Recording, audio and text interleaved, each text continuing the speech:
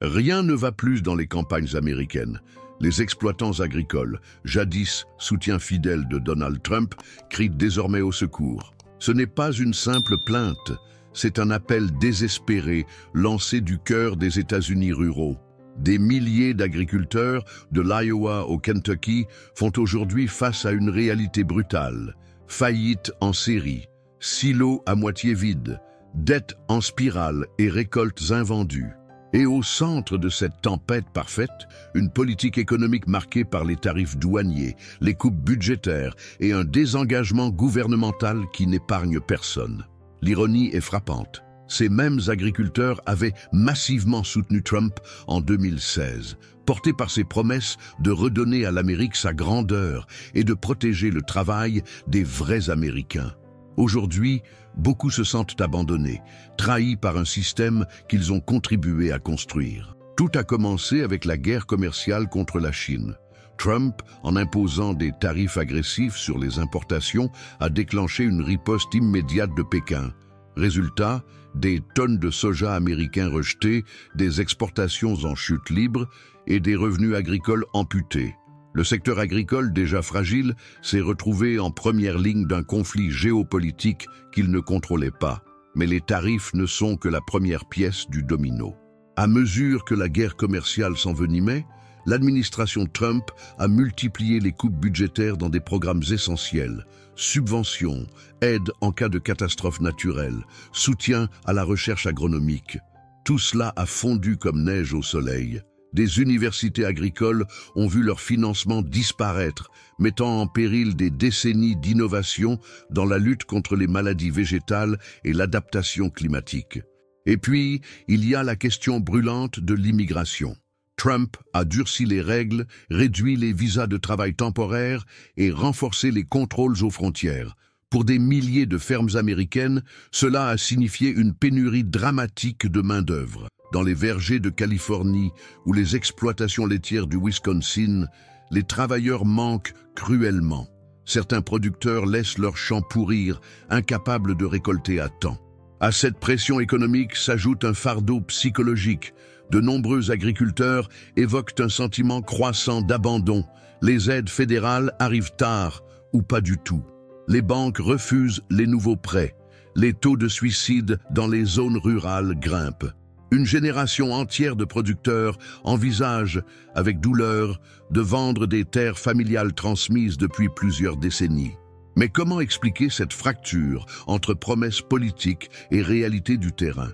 Pourquoi tant d'agriculteurs, malgré les coups portés, continuent-ils parfois à croire en Donald Trump? Est-ce par loyauté, par espoir de jours meilleurs ou simplement par peur de l'alternative? Le débat est ouvert, mais une chose est certaine, les fondations du monde agricole américain tremblent. Le sol sur lequel repose l'identité rurale des États-Unis devient instable.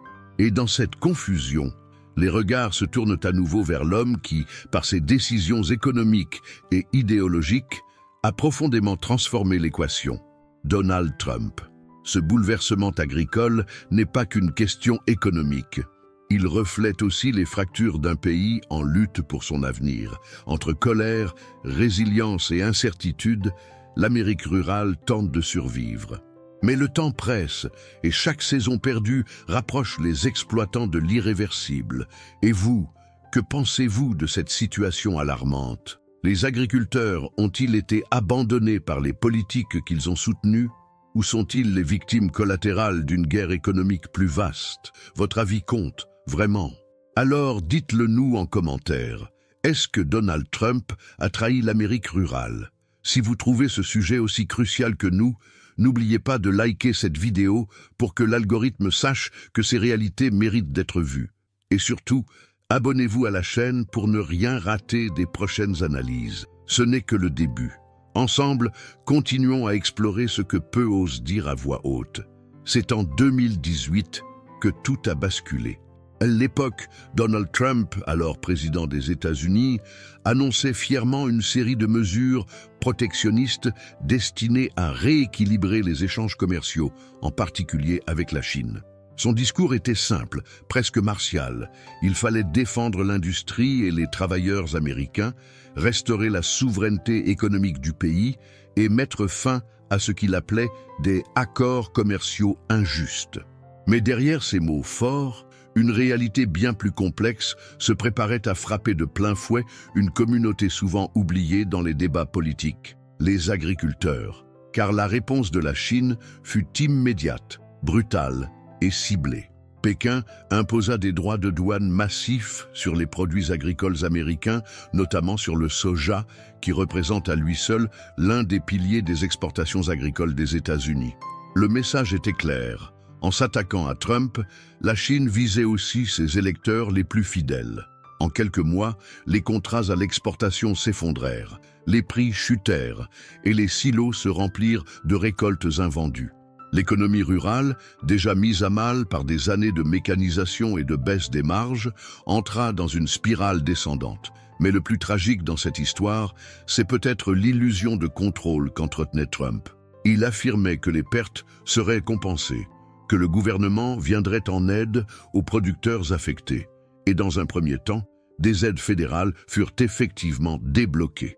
Des milliards de dollars distribués pour apaiser la colère des campagnes. Mais cette aide ne suffisait pas, elle n'arrivait pas toujours à temps, elle était mal répartie et surtout, elle ne compensait pas la perte de marchés internationaux que les agriculteurs avaient mis des décennies à conquérir. Ce qui rend cette situation encore plus douloureuse, c'est la fidélité de ces hommes et de ces femmes à la cause trumpiste. Nombreux sont ceux qui, en 2016, avaient voté pour lui, convaincus qu'ils comprendraient enfin leurs difficultés.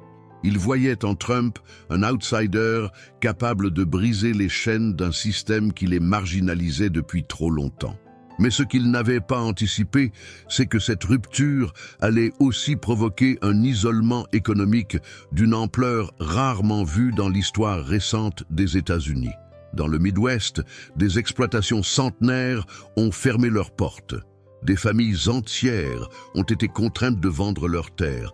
Des jeunes ont abandonné l'idée de reprendre la ferme familiale, découragés par une précarité devenue la norme. Et au-delà des chiffres et des bilans, c'est une identité collective qui s'est effritée. Être agriculteur en Amérique n'était pas seulement un métier, c'était un mode de vie, un symbole, presque une vocation. La guerre commerciale a transformé cela en combat quotidien pour la survie. Et pourtant, dans ce chaos, certains continuaient à y croire. Ils voyaient en Trump un stratège à long terme, un joueur d'échecs prêt à sacrifier quelques pièces pour gagner la partie.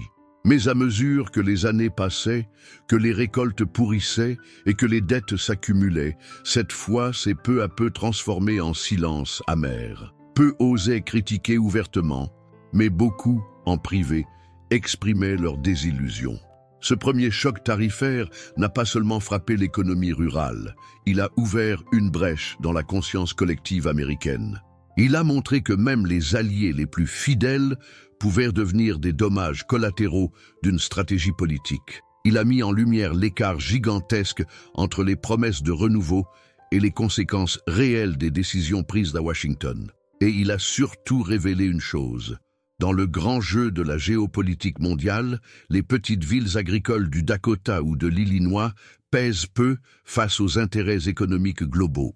Alors, après tout cela, comment voyez-vous cette situation? Trump a-t-il agi pour le bien de la nation ou a-t-il sacrifié ses propres électeurs?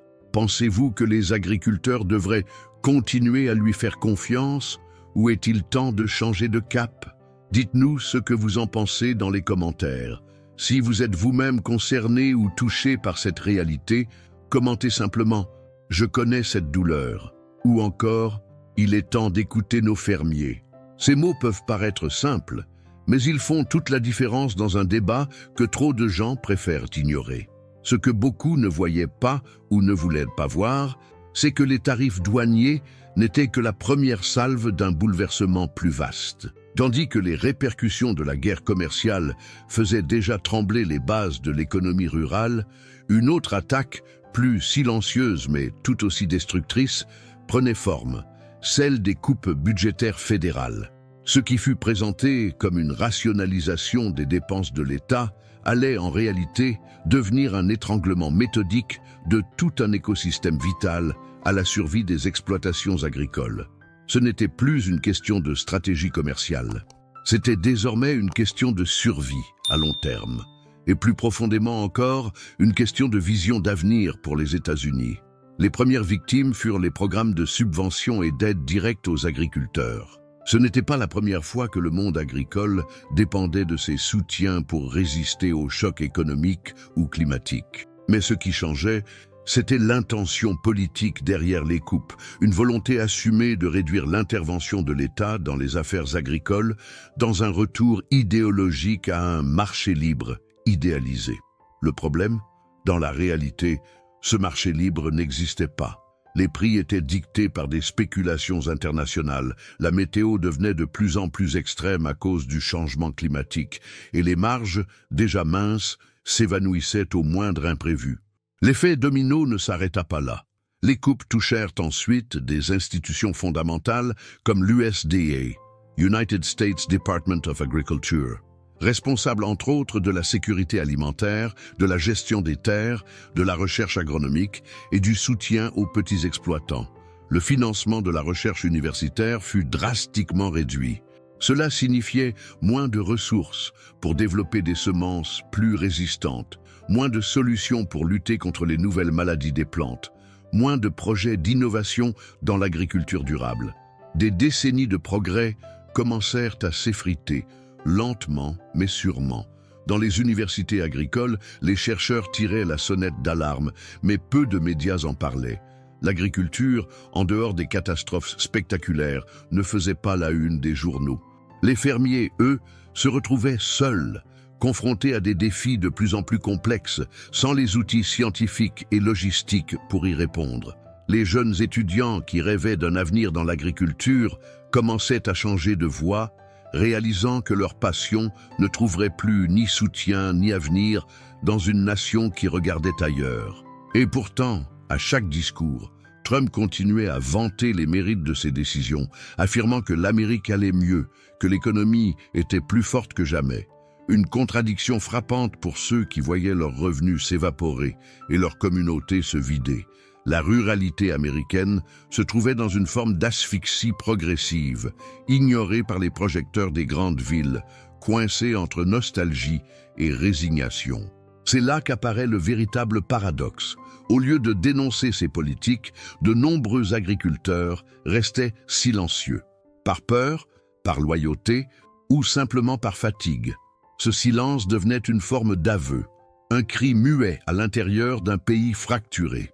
Les médias conservateurs entretenaient une image d'un Trump sauveur, tandis que sur le terrain, les granges se vidaient, les tracteurs s'arrêtaient et les familles partaient vers d'autres États, d'autres espoirs. Ce chapitre de l'histoire agricole américaine est encore largement méconnu, mais il est crucial pour comprendre la suite. Car un pays qui coupe dans sa capacité à nourrir sa population, à soutenir ses terres, à préparer ses jeunes générations à affronter l'avenir, est un pays qui se condamne lentement à la dépendance, à la fragilité, voire à l'effondrement de son socle rural. La question n'est donc plus uniquement économique ou politique, elle est existentielle. Et vous, que pensez-vous de tout cela ?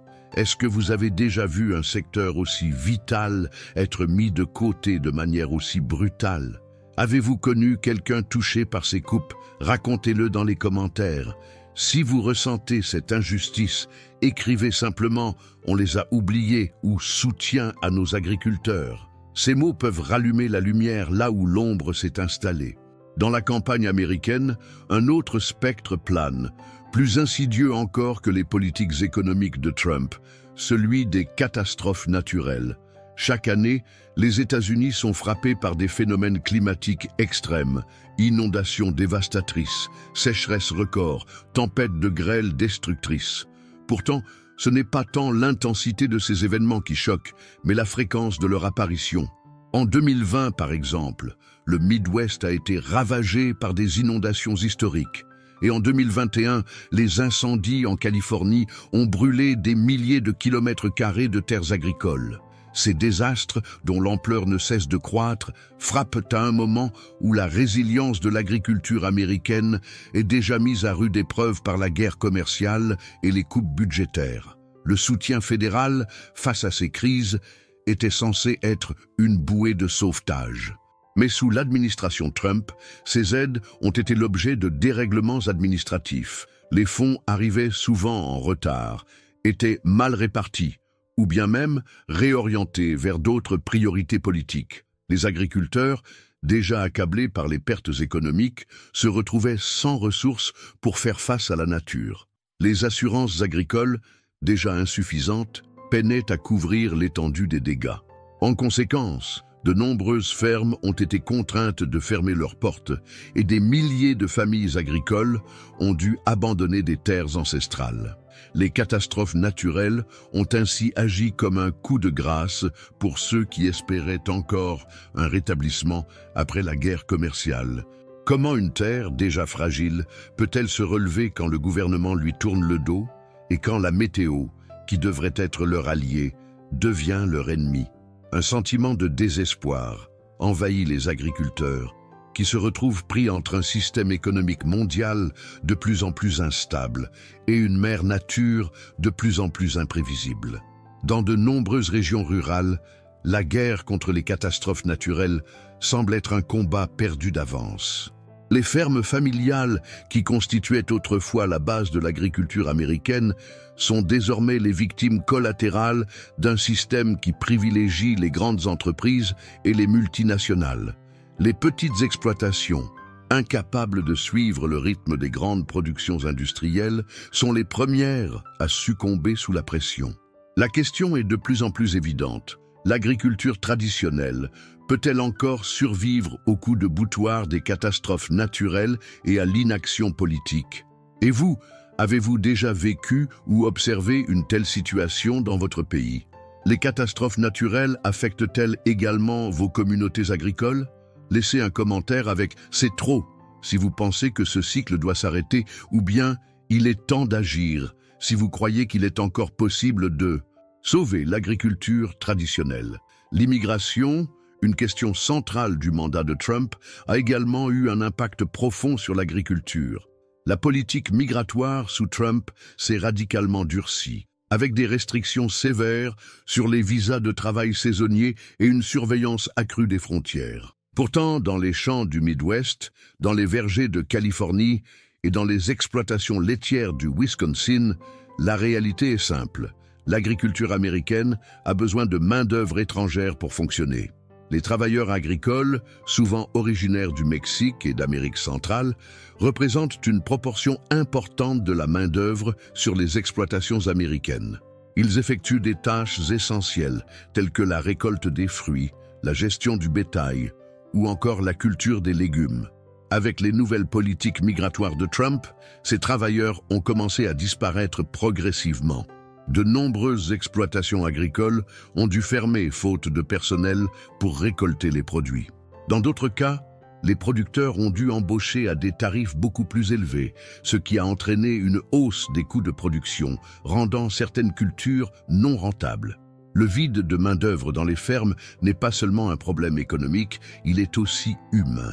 Les familles qui dépendent de ces emplois se retrouvent désormais prises dans un engrenage où elles doivent faire face à des incertitudes économiques et à une peur constante d'être expulsées.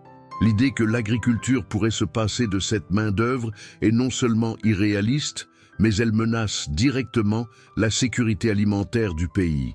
Les producteurs, déjà accablés par les autres défis, sont désormais confrontés à une crise de recrutement sans précédent. La question demeure, peut-on continuer à ignorer cette réalité ou est-il temps de repenser la politique migratoire pour permettre à l'agriculture de survivre et de prospérer? Comment concilier les intérêts économiques du secteur avec les réalités sociales et politiques des communautés immigrées? Si vous avez un point de vue sur cette question, laissez un commentaire en utilisant l'immigration et l'agriculture pour partager votre opinion. Est-ce un problème que vous avez observé dans votre pays aussi? Un autre volet des politiques de Trump, qui a particulièrement affecté les agriculteurs et les zones rurales, a été la réduction des programmes de soutien alimentaire, notamment le SNAP, Supplemental Nutrition Assistance Programme.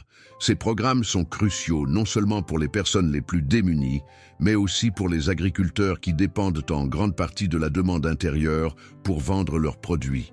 Les coupes dans le budget ont été présentées comme une nécessité pour réduire les dépenses publiques, mais en réalité, elles ont plongé un grand nombre de familles rurales dans une situation encore plus précaire. L'impact de ces coupes s'est ressenti dans de nombreuses communautés rurales où les gens comptaient sur les bons alimentaires pour subvenir à leurs besoins quotidiens. Moins de soutien pour les plus pauvres a conduit à moins de demandes pour les produits locaux, créant ainsi une spirale descendante pour les fermiers qui dépendent de ces consommateurs. Ce n'était pas seulement un coup porté aux plus vulnérables de la société, mais aussi aux fermes locales, qui se retrouvaient avec des stocks invendus.